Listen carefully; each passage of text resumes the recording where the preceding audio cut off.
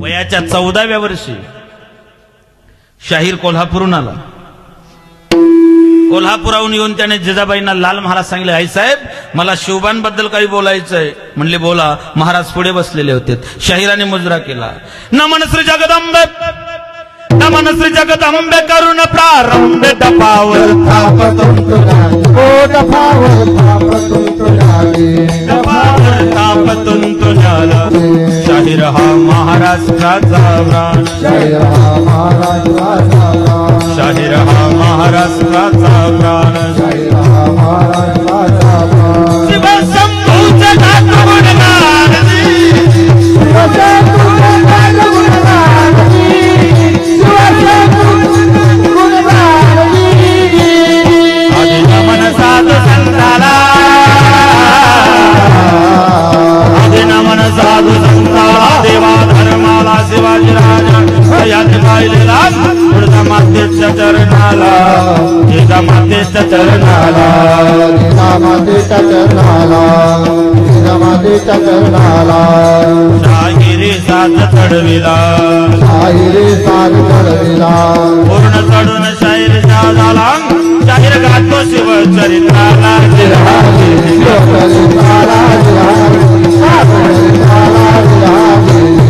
शाहिराने सांगायला सुरुवात केली राणी पद्मिनी। चित्तोडच्या गडावरच्या राजाची राणी, तिच्या सौंदर्याच्या चर्चा हिंदुस्थानभर झाल्या। अल्लाउद्दीन खिलजीने तिचं रूप, तिचं सौंदर्य ऐकलं, त्याने चित्तोडला वेढा दिला। राजपूत खवळले। राजपुतांची चित्तोडवरती अयोध्या इतकी श्रद्धा होती, काशी इतकी श्रद्धा होती। गढ़ में गढ़, चित्तौड़गढ़, बाकी सब गड़िया। देखो अपना रजपुताना नाज से तलवारों पे, इन्होंने अपना जीवन काटा वर्षी तीर कटारों पे। ये प्रताप का वतन पला है आजादी के नारों पे, और कूद पड़ी थी जहां हजारों पद्मिनी अंगारों पे। राजपूत खवड़ले, रेड पड़े तब राजपूत छिपे नहीं। केसरिया करून राजपूत तटून पडले। सडसडा वडून मोठीला,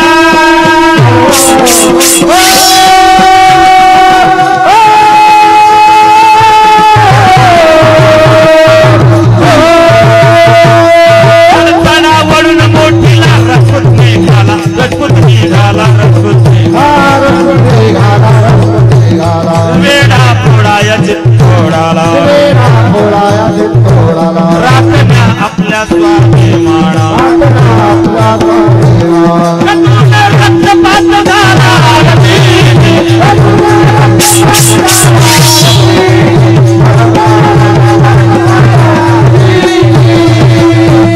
राजपूत कटून मरतायत। राजपुतांच्या अयोध्येसारखी श्रद्धा। 30,000 राजपुतांची कत्तल झाली। तारीख होती 25 मे 1193 वार शनिवार। राणी पद्मिनीला आपली अब्रू आता सुरक्षित नाही लक्षात आलं। चिता पेटावल्या गेली आणि हजारो राजपूत रमणींनी शीलरक्षणासाठी उडी घेतली, जोहार केला। राजांच्या मुठी आवडल्या गेल्या। आहिस्ता डोळे लालबुंद झाले, शरीर घामानं डबडबलं। जिजाबाईंनी विचारलं काय झालं शिवबा? आई साहेब असल्या गोष्टी बहिऱ्या माणसाला सुद्धा ऐकवल्या जाणार नाही, ऐकावं लागेल शिवबा। एक पद्मिनी बद्दल ऐकल्या अशा हजारो पद्मिनी मुघलांच्या जनानखान्यात कोंबल्या जात आहेत। काय केलं तुमच्या आबासाहेबांनी? आई साहेब हे बंद झालं पाहिजे। कोण बंद करेल? ते आम्ही बंद करू। बोलणं सोपं आहे शिवबा।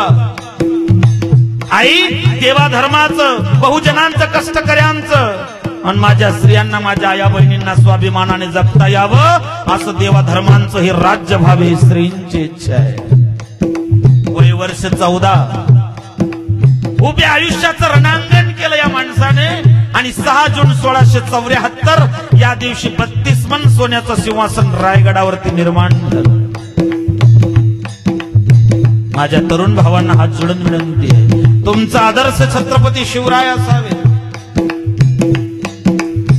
ना स्वार्थासाठी ना राजकारणासाठी जीव तळमळतो मराठी अस्मितेसाठी। मी म्हणणाऱ्यांना मातीत लोढवणारी संस्कृती आहे। अरे खंजराही छातीत घुसणार नाही अशी मराठी माणसांची छाती आहे। राजा शिवबाचे, महाराणा प्रतापांचे वंशज आपण, त्यांच्या मातीत जन्माला आलेलो आपण। स्वाभिमानानं जगणारे आपण लाचारी पत्करू नका, पाठीचा कणा ताट ठेवा, लात मारेल तिथे पाणी काढेल अशी मराठी माणसाची ख्याती आहे. राजांनी महाराष्ट्र घडवला, राणांनी स्वाभिमानाने जगणं शिकवलं. गवताच्या बिया खाऊन ज्या माणसानं आपला स्वाभिमान कधीच पडू दिला नाही, त्यांच्या वंशात आपण जन्माला आलेलो आहोत. राजांच्या वंशात आपण जन्माला आलो. देवाधर्माचं कष्टकऱ्यांचं राज्य बहुजनांचं जन्माला आलं. आज महाराष्ट्राची स्थिती मोठी विचित्र आहे, भयानक आहे. वयाच्या 16 वर्षी रांझ्याच्या पाटलानं बलात्कार केला. महाराजांनी त्याच्या येसाजीला सांगून हातपाय तोडले, तोंडाला काळं लावलं, रांझ्याला परत पाठवलं. मला वाटतं शिवाजी महाराजांनी बलात्काराला दिलेलं शासन जर या देशात लागू केलं असतं तर कोपर्डीचा बलात्कार झालाच नसता. सत्तेचा पैशाच्या मगरुरीमध्ये मी वाटेल ते करेल अशी धारणा लोकांची झालेली आहे. राजे, पुन्हा एकदा या महाराष्ट्र तुमची वाट पाहतोय. एकदा या पहा.